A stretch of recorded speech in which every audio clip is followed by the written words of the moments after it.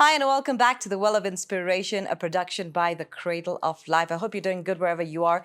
And I'm happy to have you on board here for another episode of The Well of Inspiration, which is actually hosted by no other than Wellington Manjengwa and myself. He joins us every week and he gives you information and different ideas to help you take yourself and your personal life to the next level of success. Wellington, hi, and welcome back. Hey Don, how are you doing today? I'm doing good. I'm doing great. A little bit cold on this side of the continent, but we are good. Okay.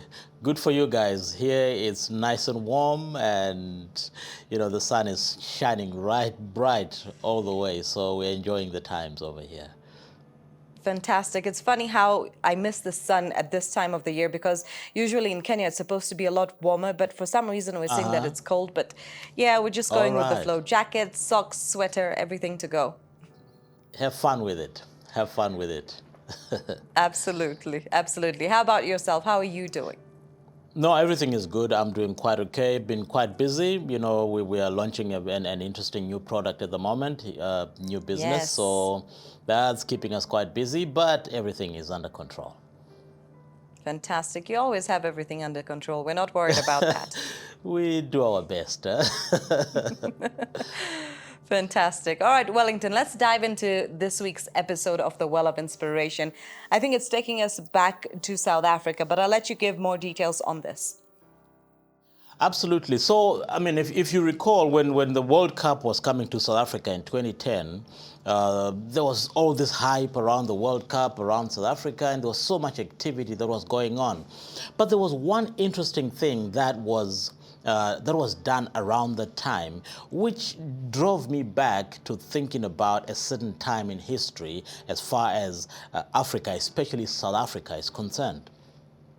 It was at the time that the South African authorities were actually putting up a statue of King Shaka Zulu. If you remember the Zulu nation from way back in history, this was the man who fought to bring about the Zulu Empire and made it what it is today by conquering other nations and building this amazingly huge empire over a very short space of time. So during this time, they were trying to celebrate him by putting up a statue of him at the airport. But what I found interesting is that King Shaka Zulu, for all his fame, is a man who only ruled for a very short space of time.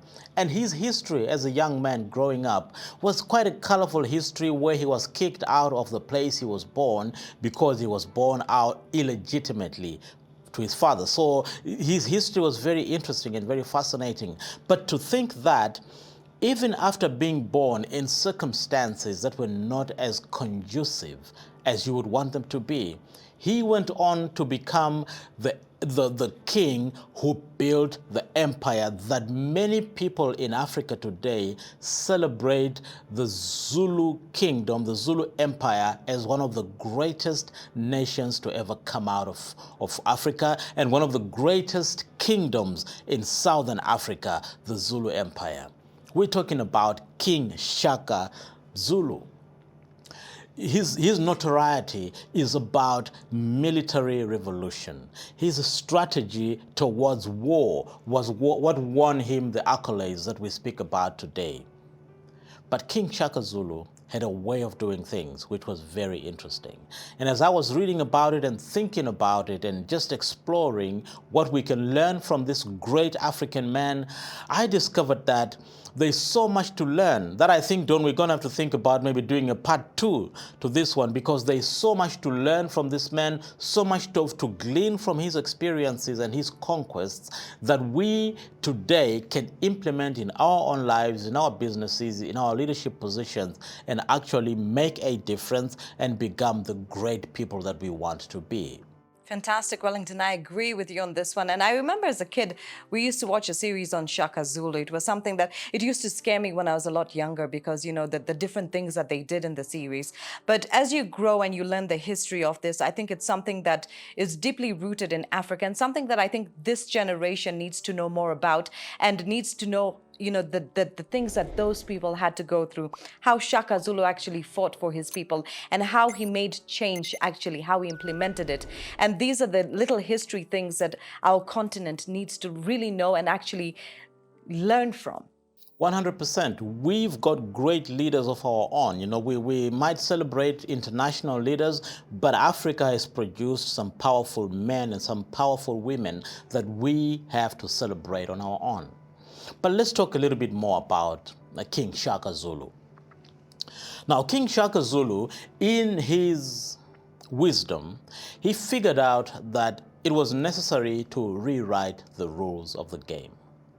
You know what? When we go through life and we go through our businesses, our leadership positions, our various areas of vocation, sometimes we walk into a vocation which is being run in a certain way. We get to do things that have always been done and always been done a certain way. But my friends, let me remind you that we can learn from this great African king that sometimes the rules need to be rewritten. So Shaka Zulu had a problem with the way that the wars were being fought by the Zulu nation back then. Because the way wars were being fought is that people were fighting using spears and bows and arrows. And the spear was a very common weapon that was being used by the Zulu nation. But the spear was being thrown from a distance. So they had these long spears that they could only be effective when they are thrown from a distance. So what they needed to do when they were in battle, but they needed to keep a distance between them and the enemy so that they could be able to throw these spears at the target and hit the target. The distance was an issue. So when Shaka Zulu took over the nation and he began to rethink how to approach war, he realized that this issue of keeping distance between the enemy and the army was not effective. And he decided to rewrite the game. He started to think about better ways of doing this by innovating more effective means of attack. Rewriting the game, rewriting the rules of the game. He then created what was known as a short spear that was used for stabbing. Short spear that was very effective in close combat with the enemy. This short spear, I think it's commonly known as the assegai. It's got another name, it's got a Zulu name to it. This short spear became a weapon and innovation in war, in African warfare, that transformed everything for the Zulu nation. He was able to get close to the enemy enough for him to attack from close range and inflict maximum damage on the enemy. This led to him winning many wars, and the Zulu nation conquered other nations and built a strong empire that we read today in history. You know what, my friends? Sometimes for us to make progress in our lives, for us to achieve our goals, our dreams, the things that will make a difference to us and to our societies, our businesses and the organizations we influence, we sometimes need to look closely at the rules of the game and figure out how we can rewrite the rules in order for us to become more effective, to become more competitive, to become more profitable, and to achieve the goals we want to achieve within the very reasonable time. Very interesting, Wellington. I like this. Rules need to be rewritten. And sometimes those rules that are already in place really do not serve us. Just like you have explained with Shaka Zulu and using that small little knife or dagger to go to close combat. He used that and he knew that that was going to be something effective. We need to do different things in our lives that will be effective for what we are doing. Change the method and ensure that that method is actually working. Make sure that you are putting things in place that need to be in place. So changing the rules sometimes really does make a massive difference to the outcome. Absolutely. So, in today's episode, I want us to look at three key things that Shaka Zulu implemented in his war strategy to be able to achieve the great success that we read about today. There were three things. Number one was strategic planning. He always had a strategy, he had a plan. The second thing was speed of execution. And the third thing was physical contact. Strategic planning, speed, and physical contact. These are the three elements that we can cover today. The story of Shaka Zulu is a big story. There's so many lessons we can pick up from. That's why I said maybe we need to think about another session to discuss even more about Shaka Zulu. But today we're going to get closer to these three elements, the three elements that I believe we can learn a lot from, and if we implement effectively in our lives, they can be game changers for us and can help us to move towards our goals and our dreams rather quickly, efficiently, and effectively. Fantastic. So that is strategy, speed, and also physical contact. Let's start off with, the strategy aspect of it, planning. Okay, so let's talk about planning. So Shaka Zulu would always go into a war with a plan. He would iterate the plan and inform his troops of what the game plan was going to be so that everybody went into war knowing what the objective was and understanding very well how the objective was to be achieved. In planning, he would also learn as much as he could about the opponent they were going against. Sometimes when you go into warfare, sometimes when you go into business, into projects, into the things that we love, if we want to plan for our families, we may want to really get closer to the strategic planning elements that are important for us to achieve the goals that we need to achieve. If you go into a project or a business without a plan, you are sure setting yourself up for failure. Because without a plan, then you don't know what to do at what time. You don't know when signals appear, you don't know what action you're supposed to take at that particular signal, and that puts you in a position of weakness. And I believe that careful planning puts you in a position where you don't always operate in firefighting mode, so to speak. Because when you're fighting fires, they're just popping up everywhere and you're just closing the gaps temporarily. Fighting fires, if you find yourself in a never-ending firefighting mode, maybe you need to slow down and figure out your plan, so that you can anticipate the problems before they come, so that you can set in place strategies, mitigating measures. You do what is necessary now to prevent panic tomorrow. Panicking in the case of dealing with a problem, or panicking when you're dealing with finding a solution to a particular problem, is what creates even worse problems, because then the solution you're bringing in might just be a stopgap solution, which tomorrow might not work because you were just temporarily doing this, and then you come back and you've got to redo this again and again and again. It becomes very taxing. It becomes very inefficient. And I think, Wellington, a lot of people are able to know more and be able to be more strategic. I like when you say learning about your opponent, those people you are competing against, those people who are in the same field as you. Learn about them, learn how they operate, learn how you can do things differently to make you more successful, learn how they do their different, they create different things within their company or within their business, and learn those different things and try to implement them in your own way into your own business. Absolutely. And when you approach a problem, Shaka Zulu used to use a strategy called, in Zulu is called izimpondo zenkomo, which means the horns of the beast.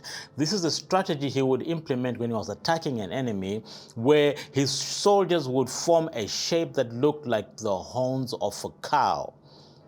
And in this formation, it was designed in such a way that the head of the formation would go first towards the enemy, and as the head was going towards the enemy, at a certain time Shaka would issue the command, and then the horn would begin to come closer. And the horn of this formation was made up of the most agile fighters, the quickest fighters. It was made up of the most efficient fighters. So then when it was time for them to attack, they would then move in on the enemy with an element of surprise and then attack and win the war. And that way he won so many wars and he built a massive empire. You've got to have a plan. You just got to have a plan. When you go into a place, be strategic about it. Be creative about it. Approach a problem with certain solutions. I prefer to go into a problem with a ranking of potential solutions, with the most likely solution being on the top, and then you try that one. If it doesn't really work the way you want it, you can reiterate it, or you can go to the next solution until you solve your problem. But go into it with an actual plan. Fantastic, fantastic stuff coming through here on this episode of The Well of Inspiration. We still do have 2 more elements that we're going to cover here on this episode of The Well of Inspiration. Do not go anywhere. We'll be right back.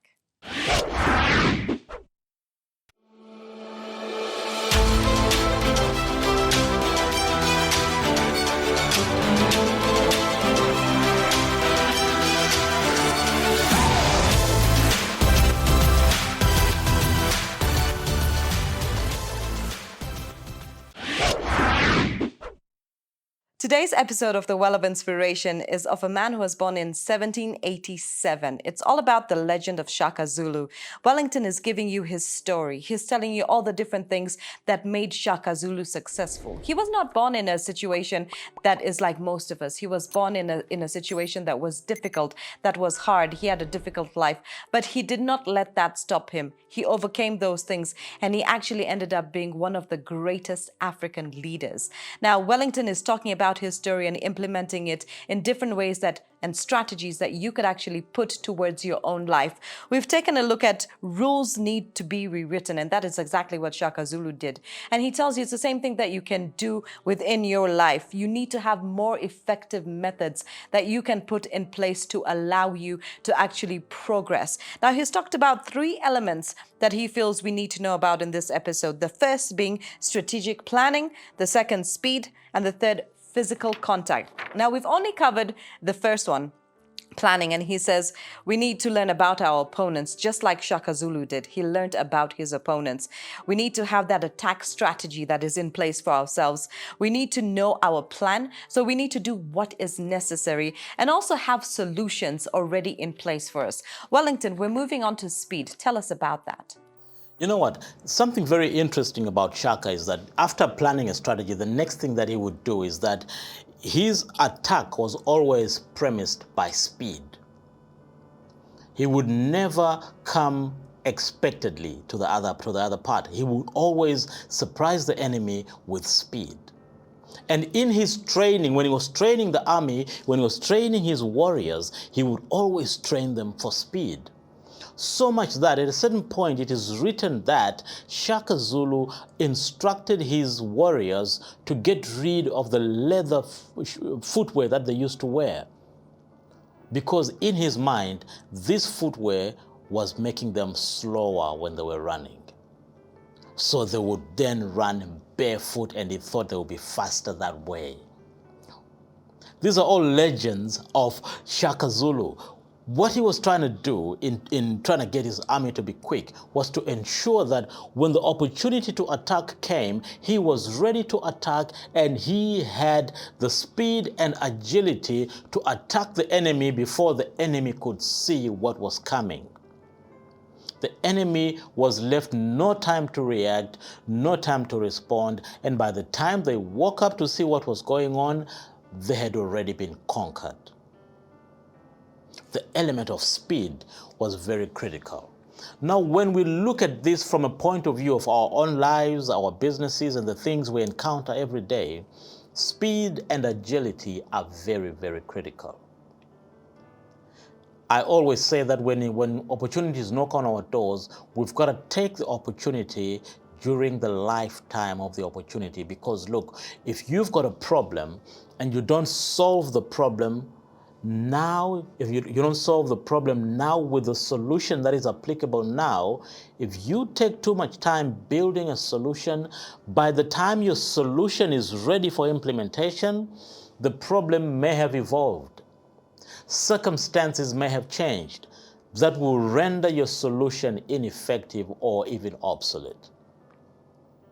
We've got to be able to figure out how to deal with things with speed. In my own personal life, I've gone through difficult moments where sometimes, because of delays in thinking and procrastination and trying this and that, you find that you lose time while trying to be perfect. You lose time while overthinking a solution. You lose time and you end up losing opportunities. Friends, whatever you have to do, if you're running a business and you encounter a problem, find the best solution. When you find the solution, implement it immediately. If you are transforming a process in your business, do it with speed so that you can see. If it doesn't work, you learn quickly and you move on to the next one. Okay, if you get opportunities that come through to your life, my friends, you've got to take your opportunities as quickly as possible, because every opportunity, every problem, everything has got a timeline. The time will come when circumstances will change, and whatever you're feeling today may be not the same way that you're feeling tomorrow. The way the problem looks today may not be the same way that it looks tomorrow. The way the opportunity is today may not be the opportunity that you will see tomorrow. Things change, times evolve, circumstances change.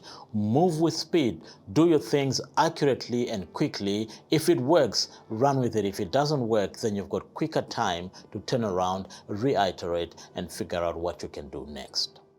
I agree with you, Wellington. And I think those opportunities, I think sometimes because we don't visit situations or opportunities presented to us with speed and agility, it pushes us backwards. We miss those opportunities, like you're saying. Sometimes those opportunities could be life-changing. And in that moment of missing it, you miss a situation or an opportunity that could have taken you and your business to the next level, that could have opened so many other doors for you that you weren't even aware were possible.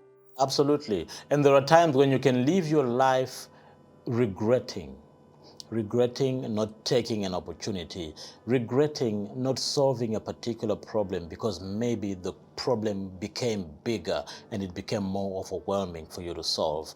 Regret creeps in when we don't take opportunities to resolve, to deal with the situation when the time is right.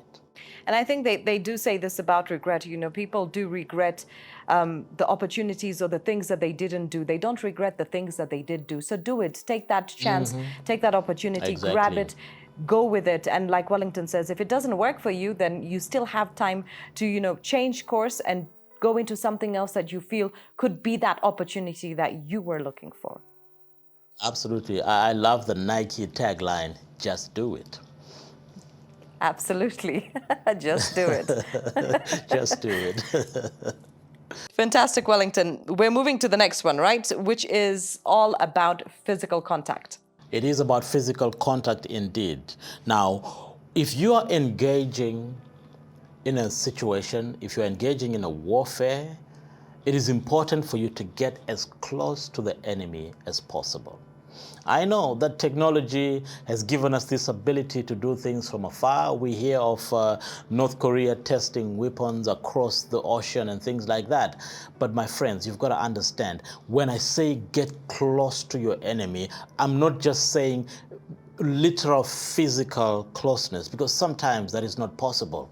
But learn about the enemy as much as you can. Get enough information about the enemy that allows you to formulate an appropriate strategy for you to win the battle that you're fighting. If you can, keep in the art of war, he says, keep your enemies close by. When your enemies are close by, you know what they're doing, you know what they're working on, you're paying attention, and it's necessary for you to know that so that you can make sure your strategy is relevant, it is effective, and when it's time for you to utilize your strategy, it gives you the results that you're looking for. You know what, friends? Sometimes when we approach situations in life, we struggle because we don't know enough about the situation, or we've not taken the time to really study the opponent that we're dealing with, whether the opponent is yourself, whether the opponent is another business, whether the opponent is the problem you're facing with at that particular time. We haven't taken the time to get close to it. My recommendation and my suggestion to you today is that get as close as possible to the problem. Read about it, learn about it, discover more about it, and position yourself to be in a place of strength where you know you cannot be surprised by the problem anymore. If you're in business and your enemy may be the competition that you're facing, learn as much as you can about the competition. Understand what they're doing differently. Understand what it is they're doing that you can get them one up on. What is it that's making them tick in the industry that you yourself can do slightly differently so that you can have a better competitive position? That's my recommendation to you. Think about things from the point of view of just doing things a little bit differently, but for you to do this, you've got to understand what you're dealing with full information, or even better, close proximity. Get there. If you're running a shop and your opponent or your competition is running a shop, walk into their shop and see how things are set up. See how they treat their customers. Understand how they're doing their things, and from there, you can learn what you can do better. If you're developing a product, be careful not to develop a product that is not relevant to the person you're trying to sell it to. Get close to them, understand their problems, understand the challenges they're facing so that you can meet them at their point of need through the product that you're selling, through the service you're bringing to the market.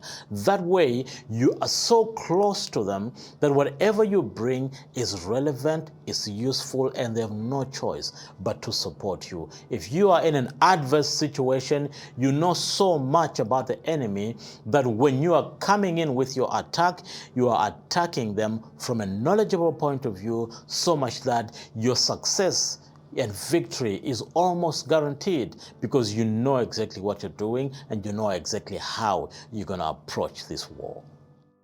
Wellington, thank you so much for this, because I think a lot of us need to hear this. A lot of us need to know about our enemies. We need to know what they're doing, how they're succeeding. I think we tend to, especially in today's age, we tend to say, oh, they're doing their thing, I can do it better. But you need to know why they're successful. You need to know the different things that they're putting into place that's allowing them to actually grow their businesses, to succeed, to actually know their consumers. You also need to find those different strategies that they're implementing. And sometimes you don't necessarily need to implement all their strategies, but you need to know how they approach the clientele, how they approach the people that they are trying to sell to, or the people that they're doing business with. That will allow you to, have a better edge at, being in the game, or being in the game with them. Absolutely. It will inform your branding strategy, your marketing strategy, how you're going to sell your product, what quality you bring to the market, what sort of service support that comes with that product. You will be able to do certain tactical things on the basis of the knowledge that you have. And this is where Shaka Zulu became the great, because when he invented the short stabbing spear, it became very effective when he got closer to his enemy. He would approach them, attack them by surprise, and then effectively destroy them using the short stabbing spear, because that attack it was guaranteed not to miss because the proximity is right there, and it was a spear that was designed to literally knock you out at the first encounter. So this is important because now your weapon is whatever you're bringing to the problem. Your weapon is the solution you're bringing to the problem. Your weapon is the product you're bringing to the marketplace. Your weapon is the leadership skills that you're bringing to your team. That becomes your weapon. But for you to be able to bring effective weapons to the war, you've got to be able to get closer to where you are going to use the tool. You've got to be able to have enough information to help you utilize your tools effectively. Wellington, thank you so much. Planning, speed, and also physical contact. Is there anything further before we wrap up on this episode of The Well of Inspiration that you'd like to share with the audience? You know what? As I was reading around, I realized that historians widely acknowledge Shaka Zulu's military prowess and the contribution he made to the Zulu nation that makes many of us really proud to have had this particular kingdom develop a huge empire out of Africa that we can talk about today as a great leadership and a great empire built in our own motherland.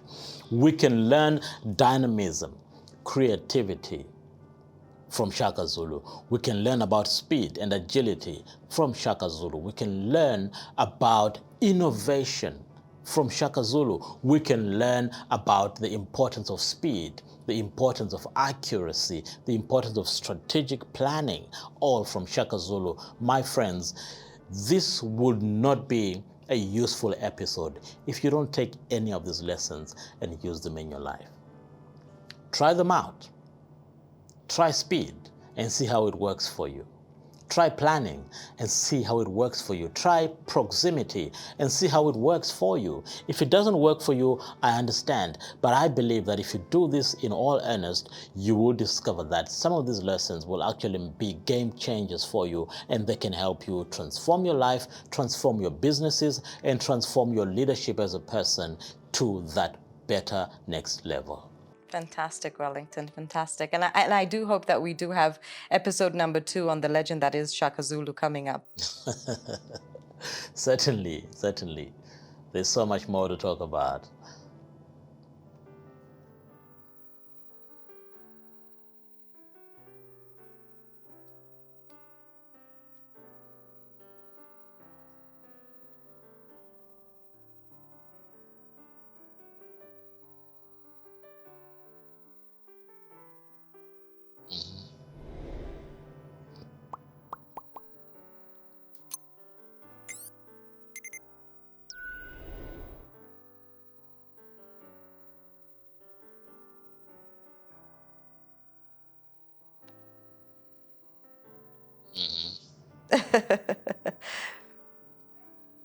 Fantastic, fantastic. For those who are watching, if you have any questions on today's episode, please do reach out to Wellington. It's he does have a Dawn, website, www.wellofinspiration.com. You can actually get him on Instagram as well as on Facebook. Yes, you can leave a comment here if you do have a question that you want him to answer right here in the comment section. Don't forget as well to make sure you subscribe, share, and hit that notification button so every time a new episode comes out, you are first to get it. And Wellington can continue to give you the different tools and the different ideas, strategies, things that you can implement into your life, like today's episode on Shaka Zulu, how back then we can still implement the same strategies today in our own personal lives and our businesses to make it a success. Wellington, thank you so much for your time again this week.